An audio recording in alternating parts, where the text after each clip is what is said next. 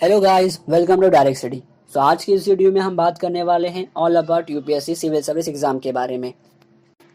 तो आपको इस वीडियो में देखने मिलेगा व्हाट इज़ यूपीएससी, उसके एलिजिबिलिटीज़ जैसे कि nationality, education qualifications, age, number of attempts, फिर उसके बाद आता है process, preliminary exam, civil service main exams and interview. फिर उसके बाद हमें पता चलेगा vacancies and selection, number of vacancies कितने होते हैं, cut off and list of service.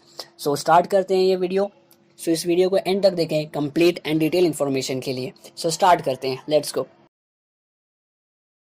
The civil service exam conducted by the Union Public Service Commission for recruitment to the various civil service of the Government of India। Union public service commission एक तरह का board है जो कई प्रकार की exams को conduct करता है। उसमें से एक सिविल सर्विस एग्ज़ाम भी होता है जो civil service of the government of India को रिक्रूटमेंट के लिए कंडक्ट किया जाता है। तो अब आते हैं एलिजिबिलिटी पे। तो पहला है nationality. For the Indian Administrative Service and the Indian Police Service, the candidate must be a citizen of India। मतलब IAS और IPS के लिए जो कैंडिडेट है वो सिटीजन ऑफ इंडिया होना ज़रूरी है। And for the other service candidate must be one of the following, जैसे कि कैंडिडेट जो है सिटीजन ऑफ इंडिया होना चाहिए, या फिर सिटीजन ऑफ नेपाल और अ सब्जेक्ट ऑफ भूटान, या फिर a Tibetan refugee who settle permanently in India before 1 January 1962, या फिर a person of Indian origin who has migrated from Pakistan, Myanmar, Sri Lanka, Kenya, Uganda, Tanzania, Zambia, Malawi, Zaire, Ethiopia और Vietnam with the intention of permanent settling in India. अब इसके बाद आता है education qualification. A candidate must have a degree from a central और a state और a deemed university, और a degree received through a correspondence or a distance education, a degree from an open university। इसमें simple है, education qualification जो है candidate का सिर्फ एक बैचलर डिग्री होना चाहिए ज़रूरी। इसके अंदर कोई परसेंट या कुछ कट ऑफ इसमें मेंशन नहीं है कि आपको टॉपर होना ज़रूरी है, सिर्फ टॉपर ही एग्ज़ाम दे सकते हैं, ऐसा कुछ कोई चीज़ नहीं है मेंशन। इसके बाद आता है एज। एग्ज़ाम के लिए मिनिमम एज जो है वो 21 होता है। तो मैंने यहाँ पर अपर एज लिमिट लिखा है। तो जैसे कि ऐसे हम कैटेगरी वाइज में मैंने इसको कर लिया। जैसे कि जनरल में जो है वो 32 एज तक आप ये एग्ज़ाम दे सकते हैं। ओबीसी जो है अदर बैकवर्ड क्लास वो 35 ईयर्स तक ये एग्ज़ाम दे सकते हैं। Schedule caste and schedule tribe जो है वो 37 ईयर्स के एज तक ये एग्ज़ाम दे सकते हैं। अब जो फिजिकली डिसेबल्ड कैंडिडेट्स जो हैं वो 42 ईयर्स तक ये एग्ज़ाम दे सकते हैं। अब जो जम्मू एंड कश्मीर जो डोमिसाइल है वो जनरल में 37 years, OBC 40, schedule caste and schedule tribe 42 years तक, और फिजिकली हैंडीकैप 50 ईयर्स तक ये एग्ज़ाम दे सकते हैं। डिसेबल सर्विसमैन जो है वो ये एग्ज़ाम जनरल में 37 ईयर्स तक दे सकते हैं, OBC 38, schedule caste and schedule tribe जो है ये 40 ईयर्स की एज तक का ये एग्ज़ाम दे सकते हैं। अब आता है नंबर ऑफ अटेम्प्ट्स कि एक कैंडिडेट कितनी बार ये एग्ज़ाम में बैठ सकता है। तो जैसे कि जनरल कैटेगरी जो है ये 6 टाइम्स ये अटैम्प्ट दे सकते हैं, ओबीसी जो है ये 9 अटैम्प्ट दे सकते हैं, and schedule caste and schedule tribes जो कैंडिडेट्स हैं वो अनलिमिटेड, उनके लिए कोई लिमिट नहीं है, बट इनके लिए एज है जो 37 ईयर्स तक है, जो उनकी एज में मेंशन किया गया है। अब इसके बाद आता है प्रोसेस। इस एग्ज़ाम में टोटल 3 लेवल होते हैं, जैसे कि पहला है प्रिलिमिनरी एग्ज़ाम, उसके बाद आता है मेन एग्ज़ाम, और थर्ड है लास्ट इंटरव्यू।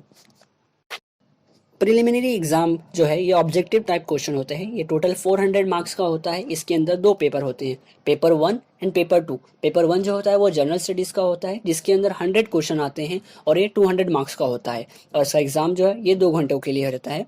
और जो पेपर 2 है वो सीसेट है, इसके अंदर 80 क्वेश्चंस आते हैं जो 200 मार्क्स के लिए रहता है, और ये भी टाइम और जो है 2 घंटे का रहता है। इसके अंदर जो एक नोट्स में यहाँ पर मेंशन किया गया है, इस एग्ज़ाम में जो नेगेटिव मार्किंग जो है वो 1/3 होती है हर एक क्वेश्चन की, अगर जो गलत हो। अब इसके बाद आता है सिविल सर्विस मेन एग्ज़ाम, जो सेकेंड फेज़ है इस एग्ज़ाम का। ये पेपर ए जो है ये आपको वन ऑफ द लैंग्वेज आपको चूज़ करना होता है 8 शेड्यूल ऑफ द कॉन्स्टिट्यूशन में से, और ये क्वालिफाइंग इन नेचर होता है। और जो पेपर बी है वो इंग्लिश में रहता है, और ये भी क्वालिफाइंग इन नेचर रहता है। ये दोनों भी 300 मार्क्स का होता है, जो टोटल 600 का हो जाता है। इसके बाद 7 पेपर और होते हैं। जो पहला पेपर है पेपर 1 वो एस्से होता है जो 250 मार्क्स का रहता है। पेपर 2 जो है वो general studies 1, Indian heritage and culture, history and geography of the world and society, जो 250 मार्क्स का होता है। पेपर 3 जो जनरल स्टडीज़ 2 है वो governance, constitution, polity, social justice and international relation का रहता है, जिसके अंदर 250 मार्क्स का पेपर होता है। जो पेपर 4 है वो जनरल स्टडीज़ 3 है, जिसके अंदर technology, economic development, biodiversity, environment, security and disaster management जो 250 मार्क्स का रहता है। पेपर 5 जो जनरल स्टडीज़ 4 है वो एथिक्स, इंटीग्रिटी एंड एप्टीट्यूड का रहता है, जिसके अंदर 250 मार्क्स का पेपर होता है। जो पेपर 6 और पेपर 7 जो है ये आपका ऑप्शनल होता है, जो कैंडिडेट को चूज़ करना होता है अपने ऑप्शनल सब्जेक्ट, और ये दोनों भी 250 मार्क्स का होता है, जो टोटल 500 मार्क्स का हो जाता है। तो इसका जो सब टोटल जो होता है जो रिटन टेस्ट वो 1750 का हो जाता है। इसके बाद जो एक है वो पर्सनालिटी टेस्ट जो होता है वो 275 मार्क्स का होता है, जो अब आपका ग्रैंड टोटल 2025 हो जाता है, जो आपके लिए रैंक में आपको मेंशन होता है। इसके बाद जो लास्ट फेज है वो इंटरव्यू कॉलेज टेस्ट रहता है, वो आपका प्रीलियम और मेन में चेक हो जाता है। आपका जो पर्सनैलिटी टेस्ट है वो सिर्फ इंटरव्यू में आपका चेक किया जाता है, उस पर आपको मार्क्स मिलते हैं, और जो ये मार्क्स है ये 275 का आपका इंटरव्यू रहता है, और इसका आपको ग्रैंड टोटल करके आपकी रैंक निकाली जाती है।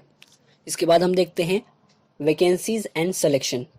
सो जो नंबर ऑफ वैकेंसी जो होती है, जैसे कि मैंने यहाँ पर 3 साल का अप्रॉक्स लिया है, 2016, 17 और 18 का। Number of candidate apply for prelims are 11,36,000। पर प्रीलियम में जो एग्ज़ाम देने गए थे वो सिर्फ 5 लाख कैंडिडेट्स थे। देख रहे हैं आप, जैसे कि आपको ये 50% से भी ज़्यादा का डिफरेंस दिख रहा है। इसके बाद जो मेन में जो अपियर हुए थे एग्ज़ाम देने के लिए वो थे 15,452। उसके बाद नंबर ऑफ कैंडिडेट जो अपियर हुए थे इंटरव्यू के लिए वो 2,961, और टोटल नंबर ऑफ कैंडिडेट जो सेलेक्ट हुए थे वो 1099। ये है 2016 का डेटा। इसके बाद आता है 2017 में जो अप्रॉक्सली 10 लाख कैंडिडेट्स ने ये फॉर्म भरा था, और जो नंबर ऑफ कैंडिडेट जो अपियर हुए थे प्रीलियम में वो 4,56,625 लोगों कैंडिडेट्स सिर्फ एग्जाम देने आए थे। उसमें मेंस में जो कैंडिडेट अपियर हुए थे वो 13,366। इसके बाद जो आपके इंटरव्यू के लिए वो 2,568 कैंडिडेट्स ही अपियर हुए थे, और इसमें जो टोटल नंबर ऑफ जो कैंडिडेट जो सेलेक्ट हुए थे वो 1,058। जैसे कि आप रेशो देख सकते हैं, जो स्टार्टिंग में जो कैंडिडेट जो अप्लाई करते हैं वो कुछ 10 लाख होते हैं, और जो नंबर ऑफ जो कैंडिडेट जो सेलेक्ट होते हैं वो कुछ 1000 में होते हैं।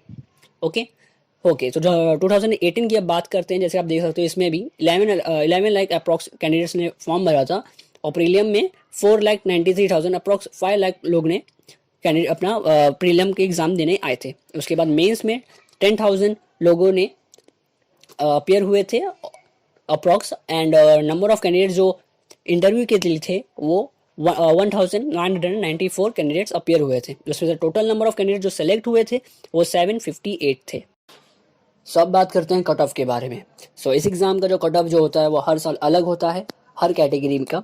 जैसे कि आपको ये शो हो रहा है 2017 और 2018 का कट ऑफ प्रीलियम, मेन और टोटल।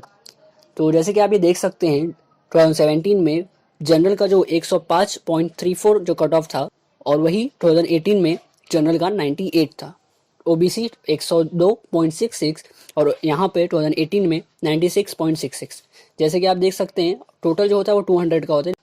जैसे कि आप देख सकते हैं ज़्यादा से ज़्यादा 10 to 15 मार्क्स का डिफरेंस होता है हर साल, बट इससे ज़्यादा डिफरेंस नहीं होता। आप इससे गो थ्रू कर लीजिए कि आपको एक आइडिया मिल जाए कि आपको कितना कम से कम आपको मिनिमम आपको स्कोर करना है। इसके बाद आता है list of service. So UPSC के अंदर 2 तरह की सर्विस आती है, all India service and central service. So all India service के अंदर जो आती हैं वो Indian administrative service, IAS, Indian police service और इंडियन फॉरेस्ट सर्विस। और इसके बाद जो सेंट्रल सर्विस जो है वो 2 पार्ट में डिवाइड होती हैं, group A and group B. जो ग्रुप ए की जो सर्विस होती है, जैसे कि आपको ये स्क्रीन पे शो हो रहा है, ये जो स्क्रीन पे जितनी भी ये सर्विसेज जो शो हो रही हैं ये ग्रुप ए में आती हैं, जैसे कि Indian foreign service, Indian audit and account service, Indian civil account service etcetera. और जो ग्रुप बी जो सर्विस है, जैसे कि आपको ये अभी जो स्क्रीन पे शो हो रहा है ये ग्रुप बी सर्विस है। जैसे कि आप देख सकते हैं arm force headquarter civil service, Delhi Andaman and Nicobar island civil service and etcetera. So ये सारी सर्विस जो होती हैं ये सिविल सर्विस एग्जाम्स के अंदर आती हैं। सो ऑल द बेस्ट आपको ये एग्ज़ाम के लिए। अगर आपको ये वीडियो अच्छा लगा हो तो आप प्लीज़ इस वीडियो को लाइक और सब्सक्राइब करें, और आपको कोई भी डाउट हो तो आप कमेंट बॉक्स में कमेंट करके हमें पूछ सकते हैं। Thank you so much and take care.